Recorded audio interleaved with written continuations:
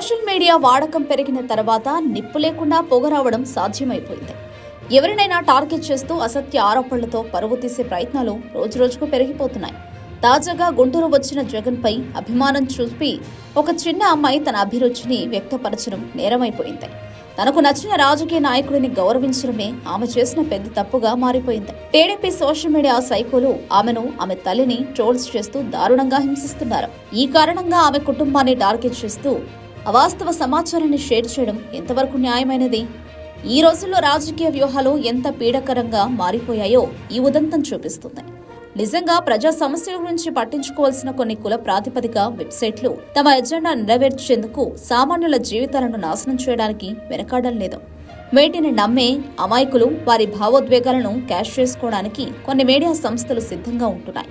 ఈ రోజు పవన్ కళ్యాణ్ కు మద్దతుగా నిలుస్తున్న కొందరు రేపు కొంత వ్యవధి తర్వాత ఆయన మీదే దుమ్మెత్తిపోస్తారు. ఇది గమనించాల్సిన విషయం. జన సైనికులు తమ నాయకుడి పట్ల అంకిత భావంతో ఉండడం అంటే ఖచ్చితంగా సమర్థించదగినదే. కానీ పవన్ కళ్యాణ్ మీద విమర్శలు వస్తే వాటిని కేవలం వైసీపీ సోషల్ మీడియా కుట్రగా ముద్ర వేసి నమ్మడం మాత్రం పెద్ద మూర్ఖత్వం. ఆయన కేవలం రాజకీయ నాయకుడే కాదు, సినిమా హీరో కూడా. ఫ్యాన్ వార్స్ లో భాగంగా అనేక హీరోల అభిమానులు ఆయనను టార్గెట్ చేస్తూ ట్వీట్లు పెట్టడం సాధారణమే. కానీ రాజకీయ ప్రయోజనాల కోసం కొన్ని వెబ్సైట్లు ఈ అంశాన్ని తప్పుగా ఉపయోగించుకుని పవర్ అభిమానుల భావోద్వేగాలను క్యాష్ చేసుకుంటున్నాయి. అందుకే సోషల్ మీడియా వార్తలను గుడ్డిగా నమ్మడం కంటే వాటి వెనుక ఉన్న అసలు ఉద్దేశాన్ని అర్థం చేసుకోవడం అవసరం. సామాజిక న్యాయం అనే నెపంతో ప్రేరేపితంగా నడిచే ఈ ప్రచార యంత్రాంగాలు ఎవరి ప్రయోజనాల కోసం పనిచేస్తున్నాయో ఒకసారి ఆలోచించాలి.